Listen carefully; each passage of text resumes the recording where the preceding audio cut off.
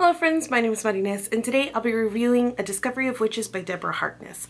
This is the first book in a series, a paranormal series, about a woman named Diana who is a witch who has turned her back on her own magic. She somehow manages to call up a bewitched alchemical manuscript from the Bodleian Library in Oxford. The manuscript has been lost to witches and demons and vampires in this world for centuries. Now that Diana has managed to call it, to find it, and to open it, a lot of attention turns to her. I first attempted to read this book maybe a year or two ago. I have vague memories of putting this on a TBR for a readathon and trying to buddy read it with someone, and I got probably a handful of pages in before I was like, can't, too bored. Fast forward to now, an unused Audible credit and my penchant for consuming the source material before I turn to an adaptation, in this case, reading the book before I start watching the TV show. Outside of my failed attempt because of boredom, I wasn't really sure what to expect out of the story. I didn't have a lot of background knowledge about it. After I made my first few updates on Goodreads, people started reaching out to me or commenting and being like, Mari,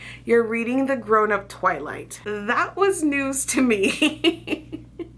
The comparison is a little unfair, but we'll get to that. Even though I actually read the whole thing this time around, I absolutely know why I struggled with it the first time. Oxford is a great setting, and this has a really neat premise and a very interesting world to kind of prop up the rest of the story. We love a powerful witch, and I'm always here for stories of self-discovery and coming into power. The world building here, even though at the end of it, I kind of appreciate the whole package, the world building, especially at the very beginning of the story, is highly repetitive. If you wanted to say destroy your liver, you could probably take a shot every time Diana prepares herself some tea, or you could take a shot every time she mentions her frizzy hair. Because of her repressed magic, she has this frizzy hair. The author takes a painfully detailed approach to description and to establishing Diana's character and her world, even though none of that stuff is very complex. As I mentioned, Diana is conducting research at Oxford, and she has abandoned the world of magic.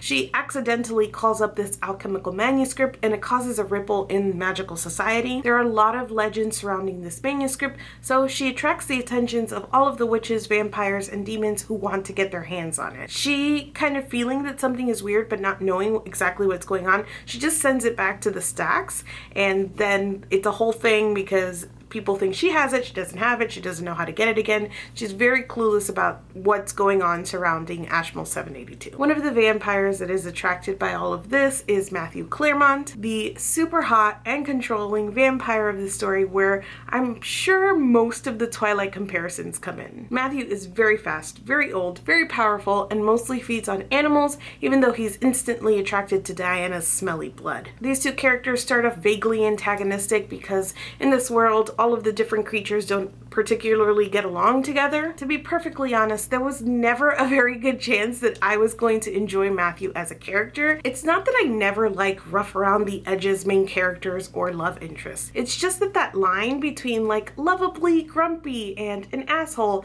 is very thin for me personally, and it has only gotten thinner as I've gotten older. It's 2019, and I don't have to turn to fiction to find men who feel it is their right to help themselves to women's bodies and decisions and rights, etc. Anyway, Matthew. The author takes some interesting approaches to the relationship between Matthew and Diana. First of all, she ties up all of his controlling behaviors into him being a vampire, like that's just the way he is. It's part of his territorial nature. He's the leader of his little coven of vampires, so, you know, he's got all of that going on. The author pays the smallest of lip services to the main character pushing back against this. It's weak and cheap and only serves to highlight like how much more she should be protesting, and she just gives in, and sometimes it's because of love and feelings, but sometimes the author just like pushes her into these situations where Diana almost is forced to do what Matthew says or to give in because it's for her own good or for her own safety. It's okay if Matthew like physically controls Diana or carries her around or controls where she goes or who she sees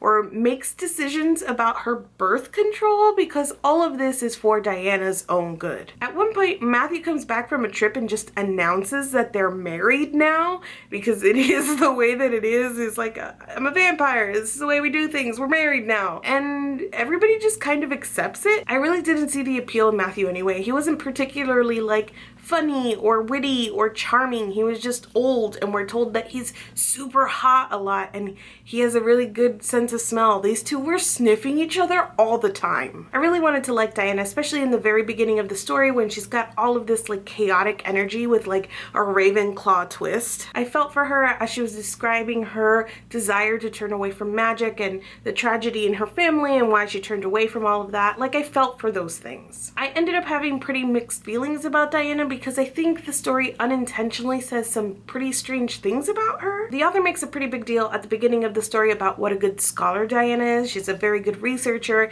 and Matthew, when he meets her, he basically is like, you couldn't possibly be this good at research. You couldn't possibly be this smart, basically.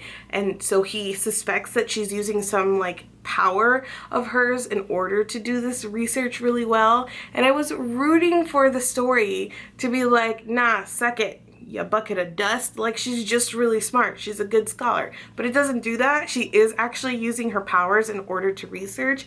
And so unintentionally, that message just kind of rubs me the wrong way. That after all, the story is like, oh my god, you were right. She's not actually this smart on her own. It's magic. At one point, Matthew breaks up with Diana and she just like sobs an ocean. And it's cool that she almost dies by way of tears after a 2-week relationship, because cry death is another one of her powers. This story just undermines her character one too many times, and it doesn't quite balance out the many times that we're told she's super powerful and very special and her own woman. I suppose my biggest issue with the story as a whole was that it set up stakes that were way too high for the story it actually wanted to tell. At the very beginning of the story, you get all of this hubbub about the alchemical manuscript and what a big deal it is, and the fact that Diana found it after so long and everybody wants it, and the alchemical manuscript milkshake brings all the paranormal creatures to the yard. And then the story shelves that, pun intended, and we just watched Matthew and Diana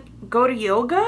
I honestly felt like I was misunderstanding like the stakes at points, because the story was never really addressing them, and it would show up every handful of chapters after you get a lot of like flirting and yoga and tea, and seriously, they're still sniffing each other, and then it would be like, remember, this is like super important. Diana is in a lot of danger. Mostly I think those reminders existed so that you could keep like remembering why Diana was just following this guy around and obeying everything he was saying because she was in danger. That all sounded very negative as I said it. So is this as bad as Twilight? I don't exactly think so.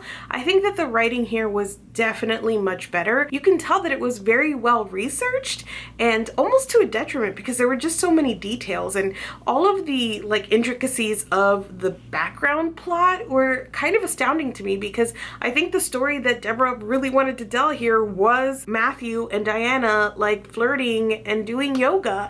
And so it made it really frustrating that you had this like really shiny world and plot that were being ignored just so we could take these breaks with the two main characters. The point was, though, that she did try way more plot than Stephenie Meyer ever did. As much as I don't see any appeal in Matthew, I see why Matthew likes Diana, whereas in Twilight, Edward in high school, like, you know, really old vampire in high school, fell in love with a minor, like that whole thing, and Bella was the worst and Diana is not as insufferable. So even though it's not like my favorite thing in the world, the pairing in this book was way better than like Bella and Edward. So while this wasn't as bad as Twilight, I do see the resemblance. This definitely feels like the older cousin of Twilight. I'm never good at finishing series in the best of circumstances, so I don't think that I will finish the series, but I don't know. I am playing with the idea of recapping the TV show on Snark Squad, and once I get kind of immersed in that world and start dedicating hours to this thing, who knows if I'll be inspired to pick up the second book,